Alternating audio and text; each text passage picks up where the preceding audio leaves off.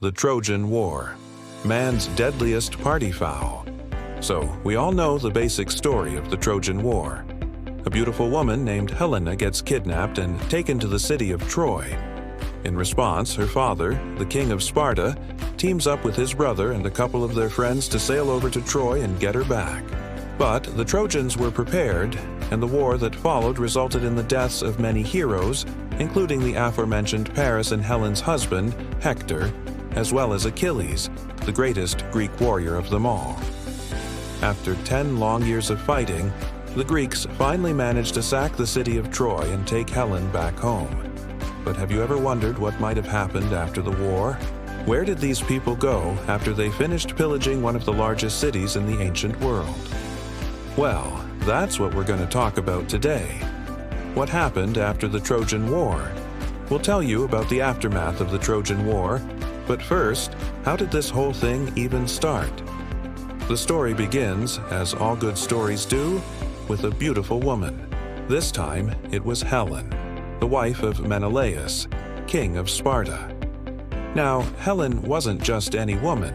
She was widely considered the most beautiful woman in the whole of Greece, which is why, when Paris, the prince of Troy, showed up at her house and asked her to run away with him, she said yes. That's right. No drugs or alcohol were involved in this. Love really was the reason for this kidnapping. Unfortunately, Menelaus didn't see it that way. And with the help of his brother Agamemnon, king of Mycenae, he assembled an army and sailed to Troy to get Helen back. Now, there are a few different versions of the story, but in most of them, the reason the war lasted for so long was because of the intervention of the gods. You see, many of the Greek heroes were related to Zeus in some way or another, and Zeus, along with the rest of the Olympians, found the whole affair to be terribly amusing. So they kept intervening in order to prolong the fighting. Eventually, though, the Greeks managed to sneak into Troy by way of the famous Trojan Horse. They then proceeded to kill or capture everyone in the city, looted all their stuff, and took Helen back to Sparta. In some versions of the story, Paris and Helen managed to escape to Egypt, where they live out the remainder of their days in luxury. In others, Helen returns to Sparta and reunites with her old flame, Menelaus. But what about the Trojans? What happened to them after the war? Well, that depends on who you ask. According to one tradition, after the city fell, Aeneas, the son of the Trojan king Priam, gathered up what was left of the royal family and fled to Italy, where he founded the city of Lavinium. From there, his descendants eventually made their way to Greece and became the Achaean dynasty, which ruled over the Peloponnese for many years. Another tradition holds that after the fall of Troy, the survivors either fled to Samothrace or migrated to Asia Minor and founded a new city called Troy. But the most popular account comes from the 2nd century AD, when the Roman historian Polybius wrote his account of the war. According to Polybius, after the city of Troy was destroyed, the surviving Trojans fled to neighboring Lydia, and eventually the entire population of Lydia adopted the name Trojan.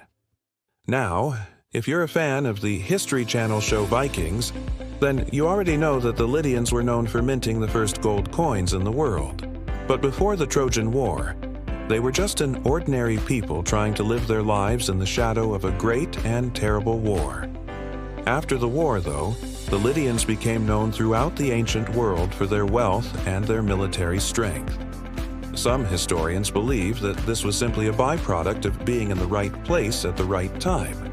Others believe that the Trojans brought with them the military knowledge and economic policies that had made Troy such a formidable city, and that these things combined with the natural resources of Lydia led to the creation of one of the most powerful kingdoms in the ancient world.